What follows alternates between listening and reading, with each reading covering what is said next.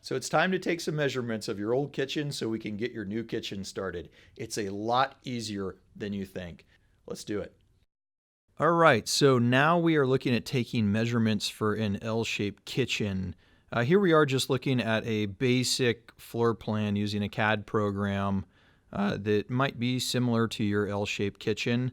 We have from this corner, this is going to be wall-to-wall measurement here. We have another important measurement, which is going to be from this inside corner to this window. We need to know exactly where windows are. We need to know where appliances are. In this situation, we have a slide-in range as well as a microwave above the slide-in range, and we also have a refrigerator that sits on an open wall. This is also going to be very important to note on your plan, that this refrigerator could technically move a couple inches this way or a couple inches that way. That can change the size of this cabinet here and here, and how we can lay them out on this window. So the important measurement for here is going to be from this corner right here all the way to this corner here. Oops, there. And then from this corner to the edge of your window. From the edge of the window to the edge of the window here, and then from this point all the way to here, and on here it could be, like I said, plus or minus a couple inches this way, plus or minus a couple inches that way. Those will be good notes to put on your drawing that you create for us. So let's look at the first wall and we'll get into more detail. So over here we have your range wall with your microwave. And in this kitchen, we have a pantry here, and then this is the end of the wall here. Okay, so an important measurement for here is going to be to your existing range. So let's just say hold on, let me open this. We would need dimensions from this wall. Actually, you know what, let me go back to the floor plan. So this is just kind of an idea of what you're going to be looking at on the floor plan. And so we need dimensions from here. Oops, wrong thing. Sorry, that was on my dimension tool. So we're looking at, so we would need dimensions from here all the way to there. So in this case, it's 15 feet 2 inches. We would also need dimensions from this inside corner to your, oops, let me try that again. So we need dimensions from the inside corner to the edge of your stove. We need dimensions from this corner to the edge of your stove. And then ultimately, we're also going to need dimensions to your gas or your electric coming out of that stove.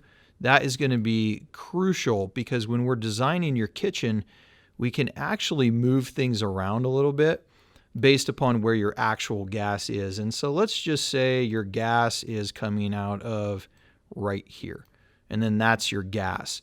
So we would want to actually have a dimension or an accurate measurement from here to your gas as well, because then we might be able to actually, adjust your cabinet layout and give you a better layout based upon where your gas actually is or your electric actually is. Because if that's where your gas is, your electric, well, technically we can move your range 6 inches that way, or we can move your range, let's say 20 inches this way, and still keep your gas and your electric in that opening. Also, in this situation, we have a microwave here. Now you're going to have a vent that's going to be up above that microwave, and that vent is probably going to be pretty close to centered right there, coming out of your ceiling, coming out of the wall, whatever it may be.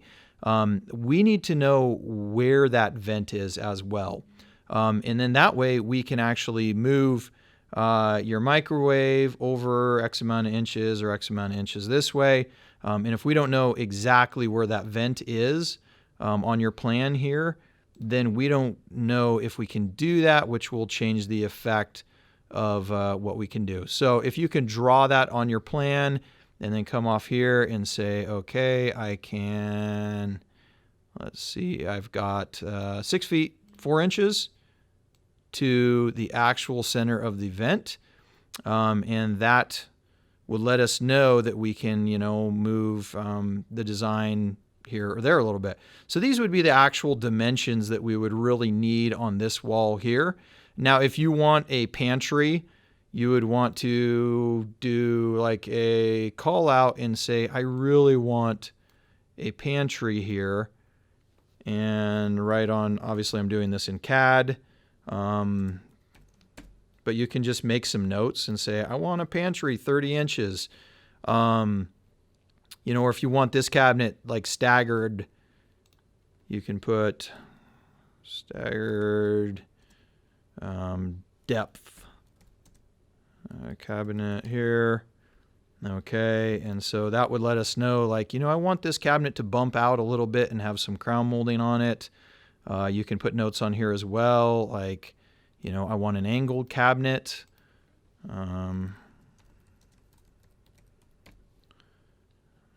Okay. And that lets us know I want an angled cabinet there. If you want a spice rack, we have these really cool 9-inch wide spice racks, as well as a 9-inch tall base cabinet that you could put like cookie sheets and all that. Once again, just make a note on your plan that says, I would really like a spice rack.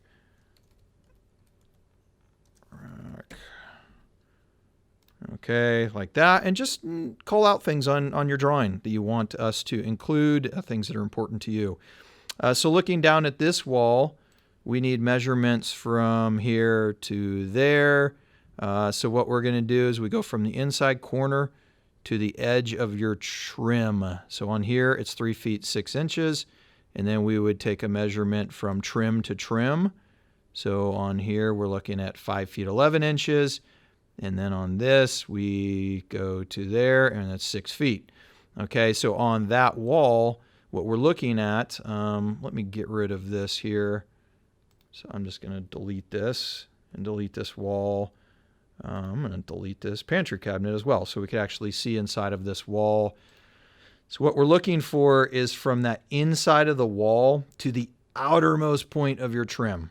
Okay, that's what we need right there. So if you have a little windowsill right here that actually sticks past your trim, let's say an inch and a half, we need that measurement. Okay, and then we also need a measurement from that point to here, like that, and then we need a measurement from there to there-ish. I thought it said 6 feet on the other one, but this is just for reference. So yeah, it did say 6 feet. Yeah, and so those are the measurements that we need. So it would ultimately be from the inside corner butting into the drywall to the furthermost distance out, coming out this way on your window trim. And then from that distance of, if it's a windowsill or if it's just trim, from there to there, and then the final dimension from here to here. Now on your floor plan, you can draw in here and say this dimension can be, let's just say, plus or minus 2 to 3 inches. Okay, and that really helps us a lot because then we can adjust that. It might make this cabinet just look better, and this size up here be a better size cabinet. Like let's say this is a 24-inch cabinet here. Oops. And it's going to look better if this is a 12-inch cabinet over here and this is a 24-inch cabinet over here because the door size will be the same. It'll have a 12-inch door here and it'll have a 12-inch door there. So it'll just be a little more symmetrical. Well, if we can move this plus or minus 2 to 3 inches, then we can maximize how your design is going to look. And so on here, you would want to call out things such as your dishwasher. You want, you can just say DW, right, of sink. Then we know that DW means dishwasher. We call that out. If you want a farmhouse sink on here, you would want to, kind of getting a little cramped here, which drawings get that way, but you put farmhouse sink and put that on there. And then this location would be a refrigerator. And let's say you have water coming into your refrigerator because it's got obviously an ice maker. and it's got water coming out of it. You would just want to note on here, oops, wrong one, sorry. You would just want to put a note. Let me try that again. You would put a note on here that says water box coming out of there. If you have a receptacle, you would want to put a note on here, which obviously you will. You got to plug your refrigerator in. So you want to put a note on there that this is where your power or receptacle, whatever that is. And then you would want to give us a dimension for that as well, so that we can know that from here to your power is, oops, that just disappeared. I swear it said 13 feet. Let me just get rid of that. So coming from that inside corner to your receptacle, 13 feet 3 inches. I don't know why it is not showing up. Anyway, you get the point of it, is you want to have a measurement that shows, let me try going back this way. And so 13 feet. Oh, I know what's going on here. I didn't want to zoom in because I'm going to ruin my shot, but it's forcing me to. Okay. And let's get that back in frame. So anyway, so you would have 13 feet 3 inches on there.